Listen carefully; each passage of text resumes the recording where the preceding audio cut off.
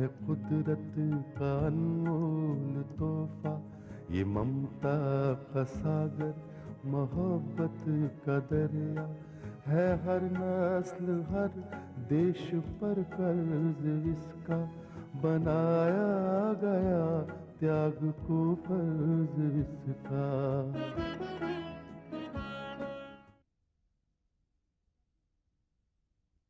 बैठिए ना। आंटी, आपने सुना होगा कि हम मुकदमा लड़ रहे थे, वो मुकदमा हम जीत गए। मुझे मालूम है। आपको कैसे मालूम? लगता है तुमने मुझे अपनों की नहीं गैरों की लिस्ट में रखा है। भाई, जिस मुकदमे को लेकर तुम सब लोग इतने परेशान थे, तो तुम क्या समझती हो मैं उस मुकदमे से बेखबर थी? अरे भाई, मैं तो तुम्हारी एक एक पल की खबर रख रही थी, और जैसे ही मुझे पता चला कि मुकदमे का फैसला तुम लोगों के हक में हुआ है, बस मैं तुम लोगों से मिलने चली आई, मुबारक देने चली आई, खास तौर पे सवा को। Thank you aunty. चलो इसी बात पे तुम सब लोग मुंह मीठा करो। Thank you. और इस मौके पे मैं तुम्हें एक वादा याद कराना चाहूंगी। कौन सा वादा? हमारे घर दावत पे आने का। वो वादा मैं बहुत जल्द पूरा करूँ। आंटी, दावत की लिस्ट में हम लोगों का नाम है कहीं? भाई, अभी तक तो नहीं था, लेकिन अब जरूर शामिल करना पड़ेगा। आप सब लोग जरूर हमारे घर खाने पे आए। वकील साहब, आप जरूर आइए। जरूर। राजेश, तुम भी आना। रूपा तुम, सभा तुम भी। Okay Pragati, I'll take your leave. Okay, thank you so much, aunty. Thank you.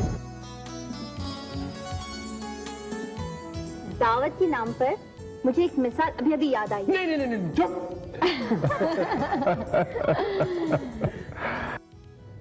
कोतवाल साहब, दोस्तों की पहचान खुशी के वक्त नहीं की जाती है, दोस्तों की पहचान होती है मुसीबत के वक्त। आज मेरी जिंदगी में सबसे बड़ी मुसीबत की घड़ी है, और मैं बिल्कुल अकेली हूं, क्योंकि मेरे जितने भी दोस्त थे घटिया थे, और वो मेरा साथ छोड़ गए। मगर आप उनसे जाकर कह दीजिए कि नम्रता ये सजा अकेली नहीं भुगतेगी। ठाकुर रुद्र प्रताप, ठाकुर भूपेंद्र सिंह और ग्रोवर सेठ, ये ऐसे नाम हैं जिन्होंने मेरे आश्रम में आकर ना जाने कितनी लड़कियों की नथ उतारी है। आप जाकर उनसे कह दीजिए कि अगर उन लोगों ने इस वक्त मेरी मदद नहीं की, तो मैं उन लोगों की इज्जत की नथ उतार दूंगी। कह दीजिए जाकर उनसे। बकवास मत कीजिए नम्रता जी। जिस मुकदमे के हारने पर आप इतना बौखला रही हैं, वो मुकदमा तो पहले ही हारा हुआ था। वो मुकदमा मैंने अपनी काबिलियत, अपनी चालाकी से जीता था। नम्रता जी, आप अपने आप को इतनी चालाक, होशियार समझती हैं, इतनी ताकतवर समझती हैं कि आप उन लोगों को धमकियां दे रही हैं? क्या आप ये बात भूल गई कि आपकी ताकत उन लोगों की वजह से थी? एक बात याद रखिए नम्रता जी, वो लोग आपकी आवाज यहीं बंद करवा सकते हैं। कल को अखबार में यह खबर छप सकती है कि नम्रता जी ने हवालात में खुदकुशी कर ली। क्या? हाँ नम्रता जी, इसलिए दोबारा ऐसी बात मत कीजिए, वरना जो लोग आपकी मदद को आना चाहते हैं, ऐसी बातें सुनकर वो नहीं आएंगे। समझे आप?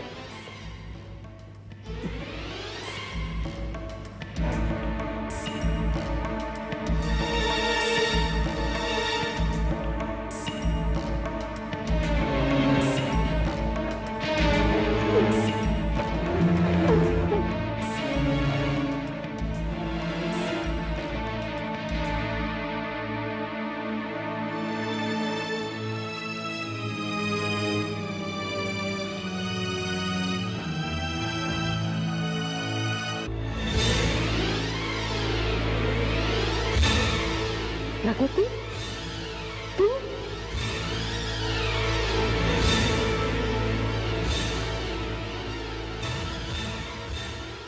हाँ मैं। अगर तुम अपने खून से इन सलाखों को रंगोगी ना, तो ये सलाखें गंदी हो जाएंगी। ये जेल की चार दीवारी मुजरिमों के रहने की जगह है, लेकिन तुम्हारे जुर्मों की सजा इस चार दीवारी में नहीं है, नर्क की जलती हुई आग में है। अच्छा, तो तू अपनी जीत का घमंड दिखाने आई है यहाँ? जीत का नहीं, हार का, तुम्हारी हार का। नम्रता, मुझे बहुत अफसोस है कि हमारे समाज में औरतों की तबाही में तुम जैसी औरत का हाथ है। पता नहीं वो तुम्हारी जिंदगी का कौन सा मनहूस दिन था जब तुम्हारी अंदर की औरत मर गई। नम्रता, औरत माँ होती है, बहन होती है, पत्नी होती है, बेटी होती है, लेकिन तुम किस माँ की बेटी हो कि तुम्हें अपने बाप की गैरत का ख्याल भी नहीं रहा। शायद तुम्हें भाई के रिश्ते के बारे में भी कुछ नहीं मालूम। तुमने शादी नहीं की तो तुम पत्नी भी नहीं बनी। नम्रता, एक औरत पूरी औरत नहीं होती जब तक वो मां नहीं बनती। शायद इसलिए तुम्हारे अंदर ममता, प्यार, ऐसे जज्बे पैदा ही नहीं हुए। कोई जज तुम्हें क्या सजा देगा? तुमने अपने लिए सबसे हटकर सजा चुन ली है। तुम औरत होकर भी औरत नहीं बन सकी। तुम्हारा वजूद एक तमाशा बन के रह गया है। तुम जीते जी मौत के लिए तड़पोगी और मरने के बाद भी तुम्हें मुक्ति नहीं मिलेगी।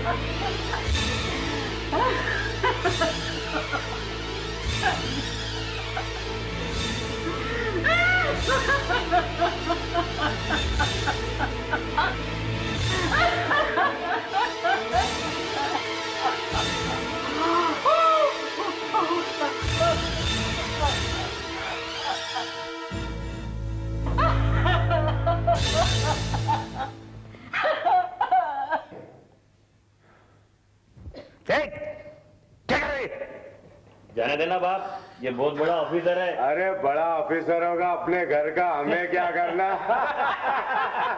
एक बीड़ी दे ना, एक बीड़ी दे ना। तुम क्या करने आई हो यहाँ? इतने बड़े अफसर सलाखों के पीछे, और वो भी मामूली जेबकतरों के साथ। अधिकारी साहब, मुझे तो लगता है कि आपको शर्म आने लगी है, लेकिन मैं आपको एक बात बता दूं, शर्म तो उन लोगों को आती है जिनके खून में शराफत होती है। आप जैसे बेईमान लोग तो शराफत की चादर ओढ़कर दुनिया को धोखा देते हैं। सच तो यह है कि आप इन जेबकतरों की तरह ही हो।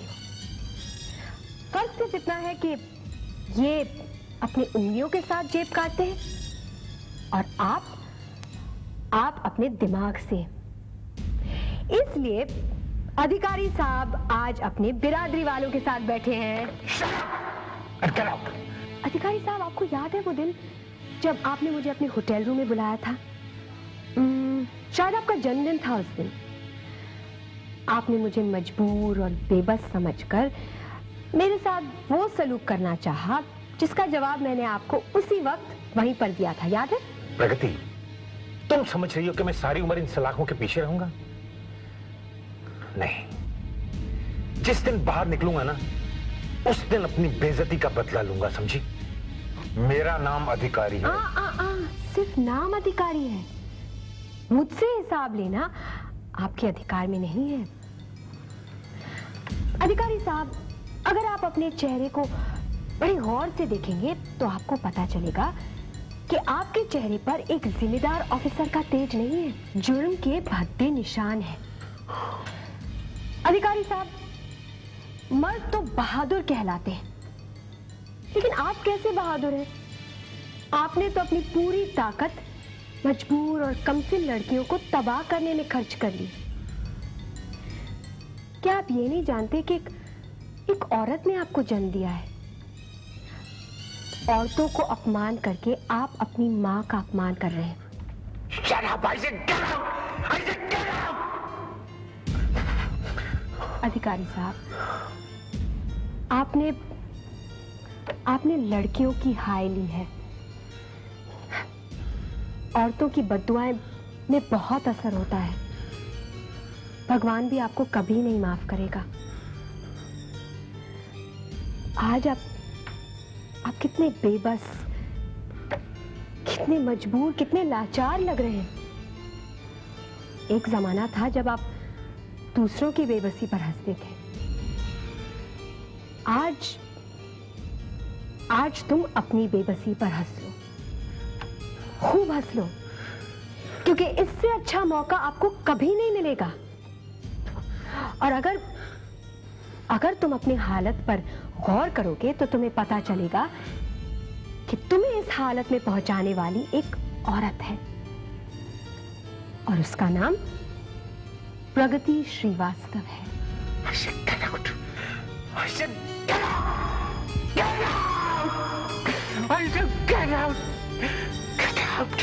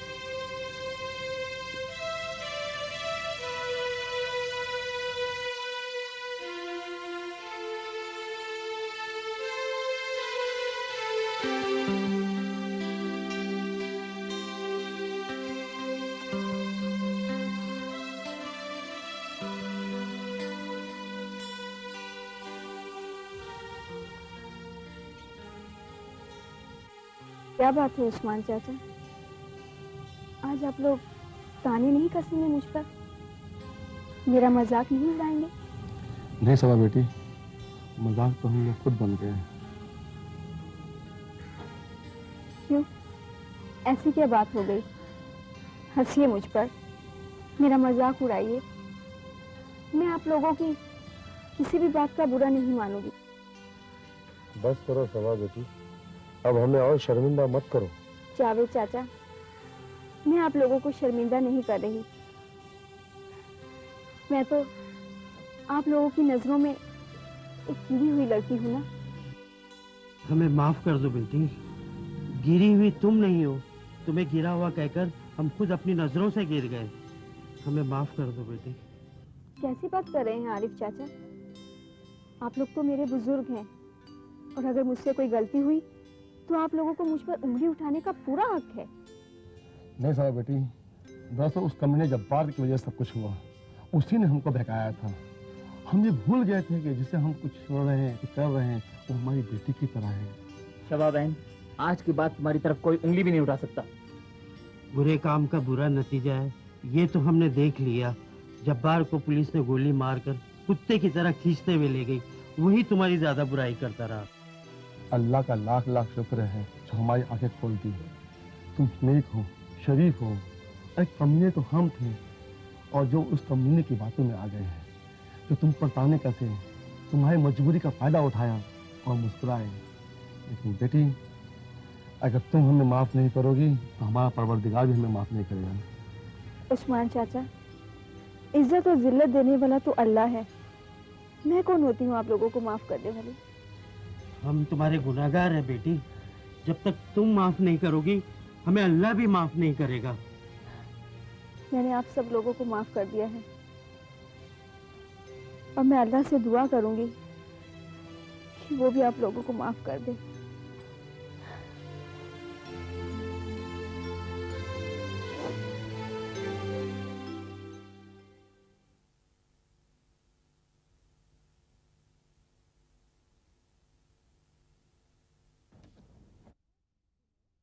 ठाकुर साहब, विनोद, आज तुम आमने सामने बैठकर हवेली में खामोश बैठे हो।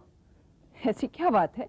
न कोई गम, न शिकवा, न दुख, न सुख, न गुस्सा, न शिकायत।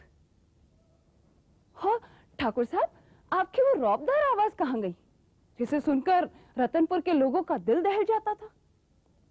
और विनोद, तुम्हारी वो ऊंची आवाज और बदतमीजी का लहजा कहाँ गया? लगता है आप दोनों मिलकर कोई मंजिल पर पहुंच रहे हो, इसीलिए इस हवेली में सुख और शांति लौट आई है। ठकुराइन, लगता है तुम हमारे जख्मों पर नमक छिड़कने आई हो। नहीं नहीं ठाकुर साहब, मैं तो आपको उस लड़ाई का आंखों देखा हाल सुनाने आई हूँ। वो क्या है ना, अभी तक लड़ाई खत्म नहीं हुई और आपकी झुकी हुई गर्दन कह रही है कि उस मोर्चे पर आपकी करारी मात नहीं, थोड़ी सी शिकस्त जरूर हुई है। ठकुराइन, ठाकुर साहब, मैं देख रही हूँ कि आपकी फौज के बहुत से वीर सिपाही या तो वीर गति को प्राप्त हो गए या जिंदगी की आखिरी सांसें ले रहे हैं। अब ये वार आपके बाजुओं पर होने वाला है, इन्हें संभाल के रखिएगा, कहीं ऐसा ना हो ये कट जाएं और आपको पता भी ना चले।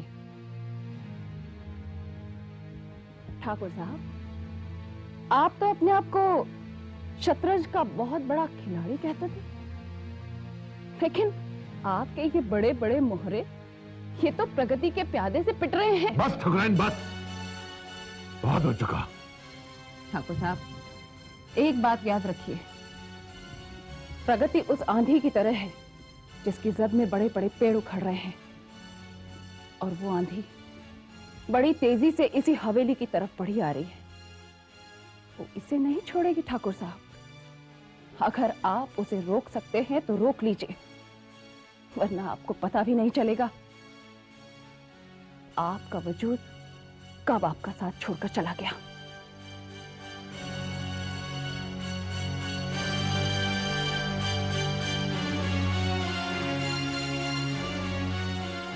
आवा, भीतर आवा। क्या लाल जोड़े में हाथ में फूलों की माला लेके चले आ रही पंडित जी। इनकी तारीफ, क्या नाम है इनका भाई? ये हमरी बसंती है रे। राम कटोरी, इनो बसंती, वो टांगे वाली बसंती है भाई। अबे टांगे वाली नहीं, टांगों वाली है, बहुत दूर से चल के आ रही है, इससे हमारी शादी होने वाली है। क्या इससे शादी होने वाली है? पंडित जी, ना कोई पंडित है, ना कोई मंडप है, ना कोई बैंड बाजा है, ये कैसे शादी हो रही है? मेरी तो कुछ समझ में नहीं आ रहा है। अबे परदेसी के बच्चे, अभी शादी नहीं हो रही है, शादी की बात चल रही है।